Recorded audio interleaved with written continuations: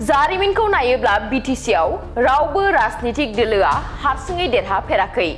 बिक्रम दैमारिनि बुंनायजों बिटिसिनि राजनीतिका गिदिंगोन नामा?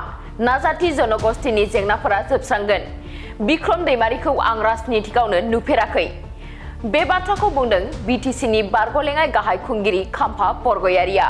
बिपिएफ दोलोखौ नागारनानै इउपिपिएल दोलोआव हाबनायनि उनाव इउपिपिएल दोलोनि जयनिं हाबाफारियाव गिबि खेब बाहागो लानानै खाम्फा बरगयारिया बेफोर बाथ्राखौ बुंथिदों। खौरांगिरिनि सोंथियाव खाम्फा बरगयारिया फिननाय होदों दि मोनफ्रोमबो दोलोआनो बिसायख'थियाव देरहानानै खुंथाय खुंनो थाखाय राजखान्थि गेलेयो। बेबायदिनो बिटिसिखौ खुंनो थाखाय इउपिपिएल, बिजेपि, बिपिएफ आरो कंग्रेसआ हारसिं खुंथाय खुंनो नाजादों। नाथाय बिटिसिनि जारिमिनखौ बयबो मिथिगौ। जारिमिनखौ नायोब्ला बिटिसिआव रावबो राजनीतिक दोलोआ माब्लाबाबो हारसिङै देरहाबोफेराखै।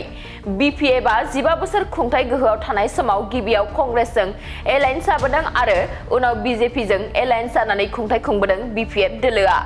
आरो बिटिआर गोरोबथानि उनाव इउपिपिएल आरो बिजेपिजों एलायन्सआव जानानै खुंथाय गोहोआव दं होननानै बुंदों खाम्फा बरगयारिया।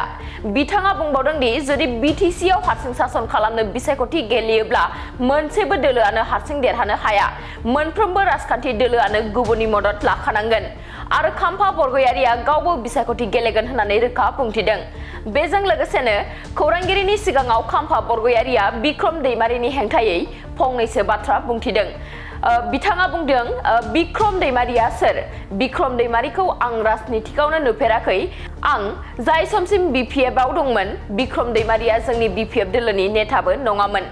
सेन्ट्रेलावबोथ' गैखाया आरो डिस्ट्रिक्टआवबो गैया होननानै बुंथियो खाम्फा बरगयारिया। दा बिटिसिआव राजनीतिकनि लामाया सोलायलांगासिनो दङ आरो आगोलनि राजनीतिक परिस्थिति दानि राजनीतिक परिस्थितिया कमप्लिटलि आलादा। ओंखायनो जि दोलोआव गासिबो जाथि गस्थिफोरखौ लानानै खामानि मावनो हायो, जि दोलोआ प्रत्येक ओनसोलाव समानै जौगानायनि खामानि मावनो ओंखारो, जि दोलोआव प्रत्येक जाथिनि समस्याफोरखौ समाधान खालामनो ओंखारो, बे जाथिखौनो बे दलखौनो समर्थन खालामनो थाखाय दिनै बिटिसिनि 26टा 27टा जि जनगोष्ठी दङ, फिसा गिदिर जाथिफोर दङ, बिसोरो ज' जानानै समर्थन खालामनो ओंखारदों। बे हिसाबै बिपिएफनिफ्राय बा गुबुन गुबुन दोलनिफ्राय हाजार हाजार सापर्टारफ्रा इउपिपिएलखौ समर्थन होनो ओंखारदों। बे हाबाफारिया क'क्राझार, चिरां, बाक्सा, उदालगुरि जेरावबो जादों। दिनै आं बाहाय फैदों इउपिपिएलआव जगदान जानायनि उनावहाय प्रथमबार मोनसे राजनीतिक उद्देश्य लानानै बे जगदान कार्जहुसियाव आं बाहागो लाफैदों आरो बाहाय नुनो मोन्दों नंमारगौयै जोंनि बे भैरबकुन्द समस्तिनि 1200 जननिफ्रायबो बारा आदिबासि, राजबंसि, नेपालि, बर', बिहारि बायदिसिना जाथिफोर दङ, मुस्लिम, बिसोरो दिनै जगदान खालामगोन। बिजेपि हान्जाया जिथु हारसिं गेलेनायनि बाथ्रा बुंदों, दाथ' जों नुदों जिथु एलायन्सआव दङ, फैगौ बिसायख'थियाव खिन्थु बिथांमोना हारसिं गेलेनायनि बाथ्रा बुंदों। मोनफ्रोमबो दोलोआ इलेक्सनाव देरहानानै देशखौ सासन खालामनायनि उद्देश्य लानानैनो राजनीति खालायो। दा बिटिसिखौ सासन खालामनो थाखाय बिजेपिआबो सेस्था खालामदों, कंग्रेसआबो सेस्था खालामदों, इउपिपिएलआबो सेस्था खालामदों, बिपिएफआबो सेस्था खालामदों। दा बेनिखायनो मोनफ्रोमबो दला गाव गावबागावनि निजा मोनसे पलिसि मेनटेन खालामो। दा बिजेपिआ हारसिं गेलेगोन होननानै आवाज होदों आरो बे खोथाखौ बिपिएफआबो होनदों, बे खोथाखौ इउपिपिएलआबो इनडाइरेक्टलि बुंदों। जोङो स्ट्रंखा, जुदि रावजोंबो एलायन्स जानायनि सम्भाबना गैयाबा जोंथ' राजनीतिक दल, जों हारसिं गेलेगोन, बाहाय जेबो फावसायनांगौ माबा मोनसे दुरबल जानांगौनि खोथा गैया। कंग्रेसआबो बुंदों जों हारसिङैनो गेलेजोबगोन, नंगौना नङा? खिन्थु सिङाव इतिहासखौ बिटिसिनि जारिमिनखौ बयबो मिथिगौ। बिटिसिआव सोरबा राजनीतिक दोलोआ जुदि हारसिङै गेलेदों माब्लाबाबो देरहाबोफेराखै। बिपिएफआ 15 बोसोर सासन खालामदों, बेखौथ' नोंथांमोना गोसोआव दङ। प्रथम 10 बोसोरा कंग्रेसजों एलायन्स खालामदों, कंग्रेसआ सासे सानैल' केन्डिडेट होदों, बाखियाव गासिबो बिपिएफनो समर्थन खालामजोबदों। गतिके एलायन्सआव बिजेपिआ देरहादों, बिपिएफआ, आरो ओरैहाय इउपिपिएलआ जेननांदों।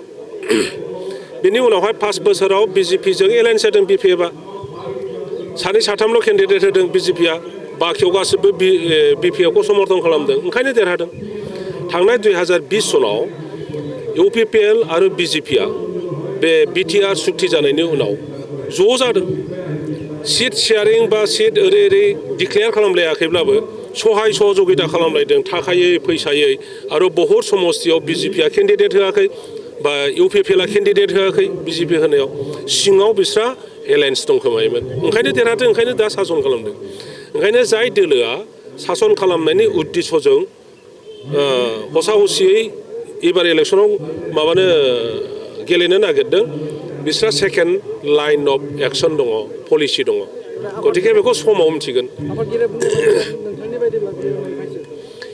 जुदि इउपिपिएलआ सासन खालामनो इलेक्सन गेलेयो इउपिपिएलआ सोरनिबा सहाय लाथारनांगोन आं दहायनो बुंबाय बेवहाय हारसिङै रावबो देरहाफेराखै ना बिजेपिआ देरहागोन ना कंग्रेसआ देरहागोन ना इउपिपिएलआ देरहागोन ना बिपिएफआ देरहागोन जुदि हारसिं गेलेयो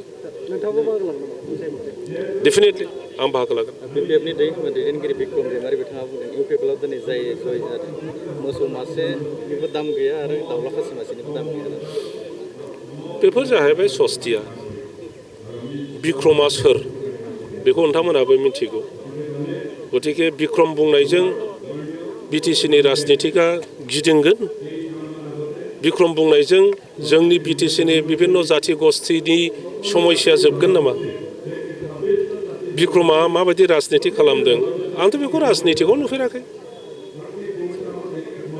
बेथ' जोंनि बिपिएफनि नेताबो नङामोन आं जि समसिम बिपिएफआव दङमोन बेयो बिपिएफनि नेताबो नङामोन आं डिस्ट्रिक्टआवबो गैया होननानै मिथिगौ आङो सेन्ट्रेलावथ' गैखाया डिस्ट्रिक्टआवबो गैया होननानै मिथिगौमोन आङो बेथ' दा बिपिएफनि नेताफोरनिसो खोथा बे खोथाखौ जोंहा रिहन दैमारि आदानाव सोंनांगोन जे रिहन दैमारि आदाया जेबो बुङाखै मोनसे इस्युनि सायाव रबिराम नार्जारिया बुङाखै इमानुएल मुसाहारिया बुङाखै जोंहा आगोलनि प्रिन्सिपाल सेक्रेटारि रबिनसन मुसाहारि मोनहा बुङाखै बिसोरनो सेनियर मस्ट लिडार दिनै बिपिएफआव भाइस प्रेसिडेन्ट गोजा दा बेवहाय बिक्रमासो माने स्पक्स पार्सन बायदि बुंनाया बे बिपिएफ पार्टिनि थाखाय बेसेबां प्रयोज्य बेसेबां माने गुरुत्वपूर्ण बेखौ नायनांगोन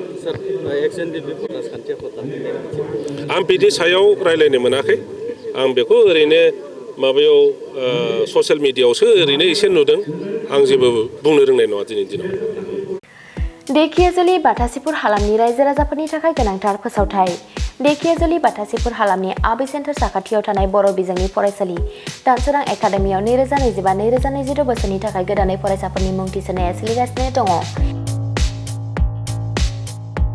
बे फरायसालियाव थाखो बिथराइनिफ्राय लानानै थाखो 9सिम मुं थिसननो हागोन 2020 मायथाइयाव गायसनजानाय बे दानसोरां एकाडेमियाव नोंथांमोनहा नांगौ रोखोमनि फोरोंथायनि खाबुफोरखौ मोननो हागोन जेरै फराफारि फोरोंनायनि अनगायैबो कम्पिउटार सोलोंनाय गेलेनाय आलादा थाखो फोरोंनाय जेरै इंराजि आरो हिन्दी आयदानि सायावबो जर'खायै फोरोंथाय होनाय जायो बेनि अनगायैबो हौवासा आरो हिन्जावसाफोरनि थाखाय आलादा हस्टेल थानायनिबो खाबु दङ बेजों लोगोसेनो फरायनायाव उन जानानै थानाय एबा गोसोआव लाखिनो हायै फरायसाफोरखौ आलादायै फोरोंनायनिबो खाबु होनाय जादों